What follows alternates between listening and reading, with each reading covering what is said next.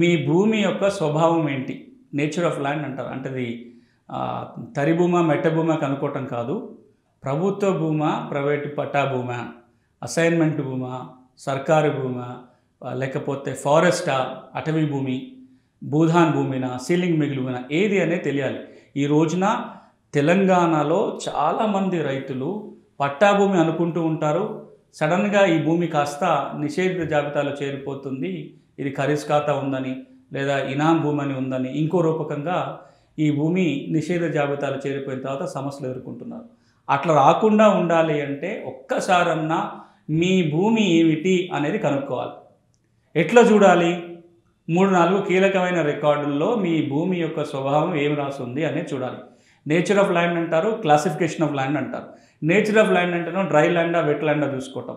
Classification of the land అంటే ప్రభుత్వ Bhuma, private Bhuma, ఇంకేదైనా రకమని చూడటం. ఇది చూడాలి అంటే సేత్వాల్లో ఏముందో చూడాలి. సేత్వాల్లో రాసి ఉంటుంది. ఖాసరా పహాని చూడాలి, సేసాలా పహాని చూడాలి. మూడిట్లో ఏదో ఒక్కదాన్నన్నా మనం పరిశీలించి చూడాలి. ఆ తర్వాత ప్రతి సంవత్సరం పహానీలో భూమి స్వభావం కాలంలో ఏమి రాసుకుంటూ వస్తున్నారనేది చూడాలి. ఇప్పుడు ధరణిలో భూమి స్వభావం ఏముంది అనేది మనం పరిశీలించి చూసుకోవాలి. ఎక్కడైనా తేడాలు ఉన్నట్లయితే వెంటనే దాన్ని సవరించుకోవడానికి ప్రయత్నం చేయాలి. క్లాసిఫికేషన్ ఆఫ్ ల్యాండ్ కనుక పొరపాటు పడితే భూమి హక్కులకి ఎక్కువ చిక్కులు వచ్చే ప్రమాదం ఉంటుంది. కాబట్టి మీరు సాగు చేసుకుంటున్న భూమి యొక్క క్లాసిఫికేషన్ని చెక్ చేసుకోవటం అనేది చాలా కీలకం. ఈ రోజున చాలా సమస్యలు చూస్తున్నాం. ఖరీజ్ ఖాతాను పాత రికార్డులో ఉందని చెప్పి ఇప్పుడు నిషేధ జాబితాలో పెడుతున్నారు.